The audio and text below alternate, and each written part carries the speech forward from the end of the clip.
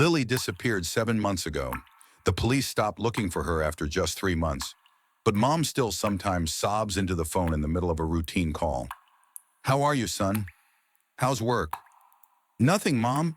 Nothing. I saw how it happened. That evening, we got really drunk.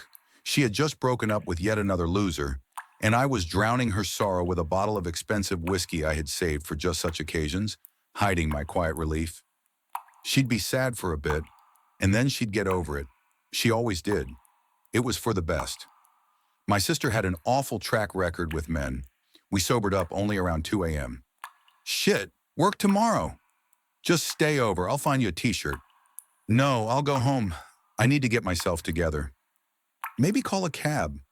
Are you stupid? What are you, Rockefeller? It was just 6 stops by tram.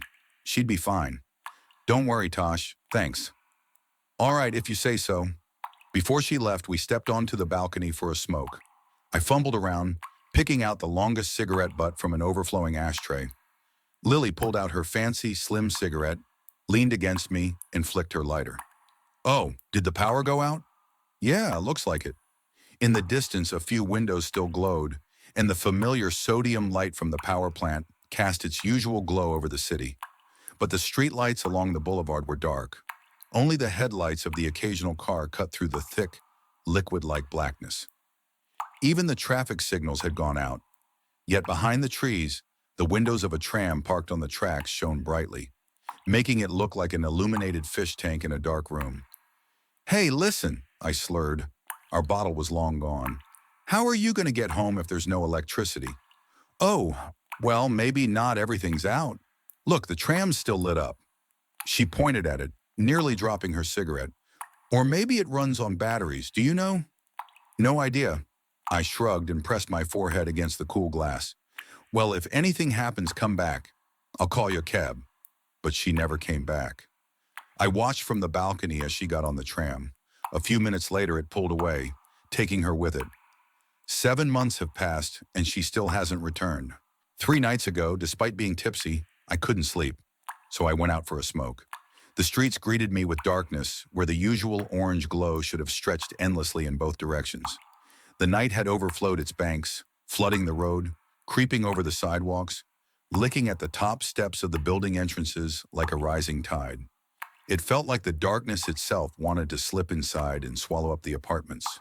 The stars, freed from the glare of streetlights, shone unsettlingly bright. Another blackout, I thought automatically, striking my lighter, then froze.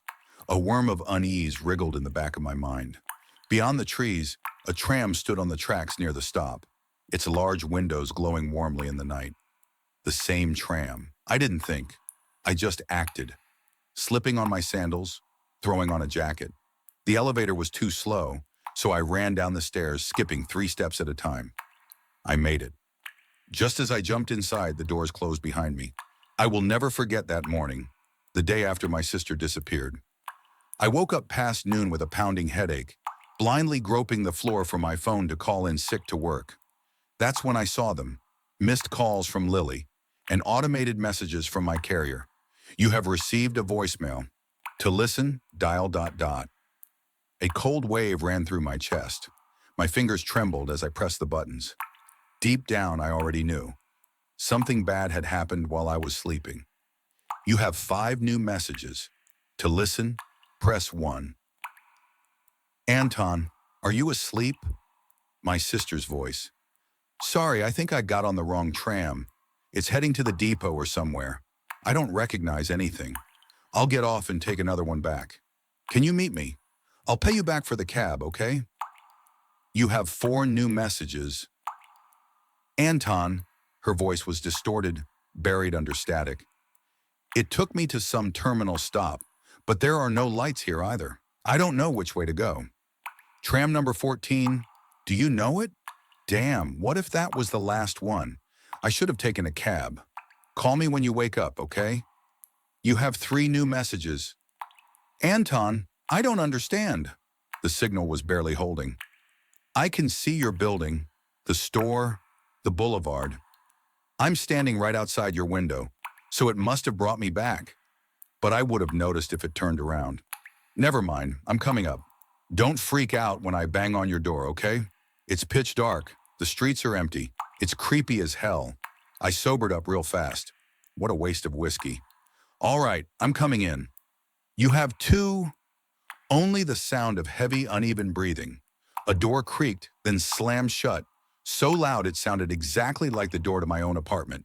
Fast footsteps, the crunch of broken glass, a rustling noise near the mic. Then silence. The last message was sent at dawn. Anton, hey! A whisper, hoarse with fear. I don't know if you'll get this. I was stupid. I kept using my flashlight, and my phone's almost dead. Listen. Oh God, how do I explain this? Everything's changed. I was waiting for sunrise, but I think that was a mistake. And do you hear that noise? Like wind?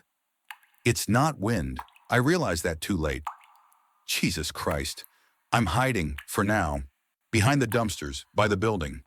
That tram is still here, sitting on the tracks. I'm gonna try to get back on. If it moves back and forth, maybe I can get out. But I saw something. I don't understand any of this.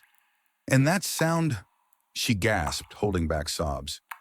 I just want to come home, Anton. I miss you. And Mom, so much. I'm sorry I'm crying. It's just so dark and so scary.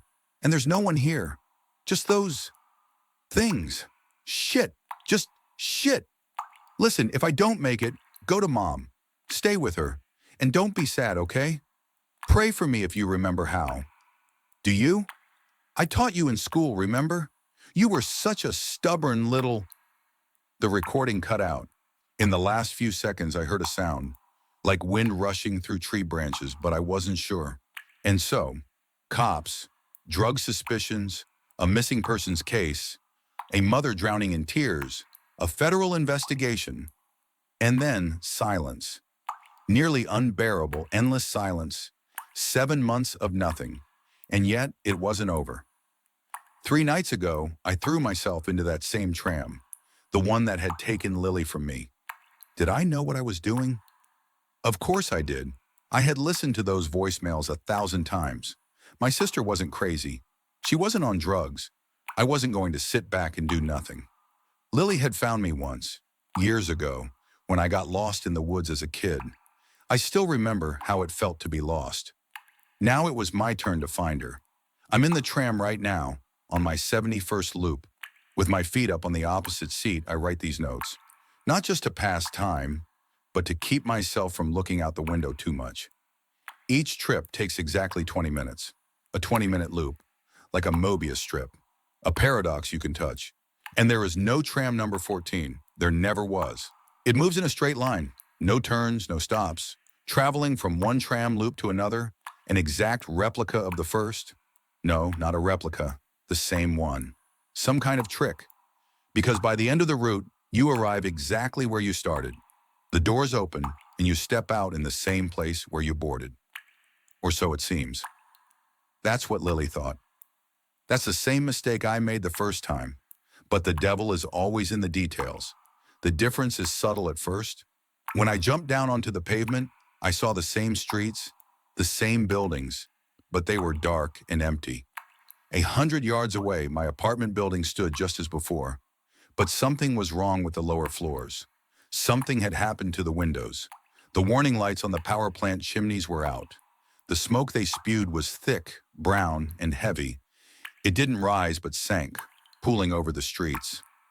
The city was silent, and yet dawn never came. The stars, if you looked at them long enough, began to disappear, one by one, forming irregular gaps in the sky. Pockets of absolute nothingness. And those voids were growing. The first time I ended up here, I acted like a fool. I ran through the streets shouting, pounding on car doors, calling Lily's name. I looked behind the dumpsters and found her crumpled tissue, her dead phone lying in a puddle of garbage water. I had left my keys at home in my panic, but it didn't matter. The intercom screen was dead, and the entrance door hung open, bent out of shape, smeared with something dark from the inside. I took the stairs, my phone's flashlight barely piercing the gloom, until I spotted her footprints in the dust-covered floor. And then I saw my apartment door. It had been forced open. Inside, everything was wrecked. Shattered glass from the hallway mirror, drawers pulled from the cabinet, tangled wires yanked from the walls. My steps sent up small clouds of gray dust. The dim, star-choked light filtering through the cobwebbed kitchen window was just enough to tell me one thing. This place, this version of my home, had been abandoned for a very, very long time. Lily wasn't there. In an attempt to find her way back, she must have done exactly what she said in her final voicemail. She got on the tram again. But that tram only does one thing. It takes you deeper. I have a theory. I think that each time you arrive somewhere, it's just slightly different from the place you left 20 minutes earlier. Like a tiny shift in coordinates, a slow slide away from reality. I spent time trying to figure it out, walking miles in both directions, climbing onto rooftops, while they still resembled rooftops, lighting signal fires, searching for working vehicles, unexpired food, batteries, searching for anyone, until I learned the truth, until I heard the wind, until I saw what was making it. That was when I stopped searching and started running. When I say this world shifts with each loop, I mean it literally. It doesn't just feel strange, it is strange. It slips through your fingers, like wading into deeper and deeper water with no way to turn back.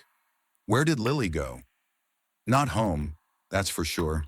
She went somewhere beyond, where the sky no longer resembles a sky, where a sound from the north grows louder and heavier until it presses against your ribs, making you want to cry. She went where the twisted trees sink their bare branches into veined, diseased earth, where the buildings melt into termite mounds and fuse together, forming a tunnel above the tram tracks, where the streetlights grow ugly, tumor-like growths, fungal, porous, pulsing. I see it all now, outside the windows of Tram 14. As you've probably guessed, I followed her, without thinking, like diving headfirst into deep water, again and again. This is my 70-second loop, and I am still descending. It's like a fever dream, like running in place while the world rots in time-lapse around you. The second time I stepped into the tram, I managed to call Mom. I wanted to tell her I was sorry. She screamed at me, but I was already too far gone.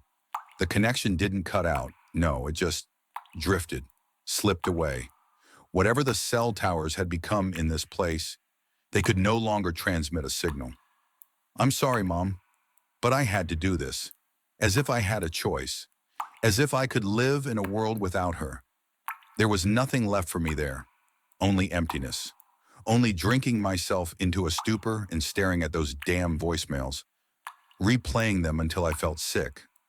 But here, every new loop gives me hope, because as I go deeper, I find Lily's trail, and her traces are getting fresher. She left makeshift shelters, torn scraps of clothing, scrawled messages, first words, then drawings, then nothing but frantic, jagged scratches on the walls of what was once my apartment. She was here before me, wandering alone, in near total darkness, hiding from the wind. She probably screamed for help, and help never came. She must have survived off the meaty, sponge-like stalks growing from the sewer grates, hollow tubes filled with weak, flickering light. She was here. I am so close, I can feel it, but I have to hurry, because I'm terrified that I'm already too late. There are signs, things that don't sit right with me. Her words became scribbles, her presence marked by something slick, something wrong. She's been here for so long. I haven't eaten the local growths, no matter how hungry I get. I haven't stayed in any of these twisted versions of my city longer than necessary. But even so, by loop 20, my fingernails started peeling off. By loop 30, my eyes began to ache, as if they were pressing against the inside of my skull, desperate for more space. Soft patches appeared on my scalp, where the hair simply fell out. You understand now, it only gets worse. And I am terrified that even if I find Lily, even if I reach out and take her hand, she won't be able to go back, that she no longer belongs to the world we left behind. I don't have a clear plan. I don't know how to escape. I've studied Tram 14 and its so-called driver. I've tried everything I could. Despite all the madness, this is still just a machine, a vehicle running on electric motors. Back when this world still resembled something normal, I scavenged some tools. I think I might be able to reverse the engines. Maybe force this thing to take us back. But even if I can't, even if when I find her, I can't take her hand, even if the last thing we see is this festering, dying place, at least she won't be alone. My phone battery is dying. I have to go. I can already see the only stop on this route coming into view.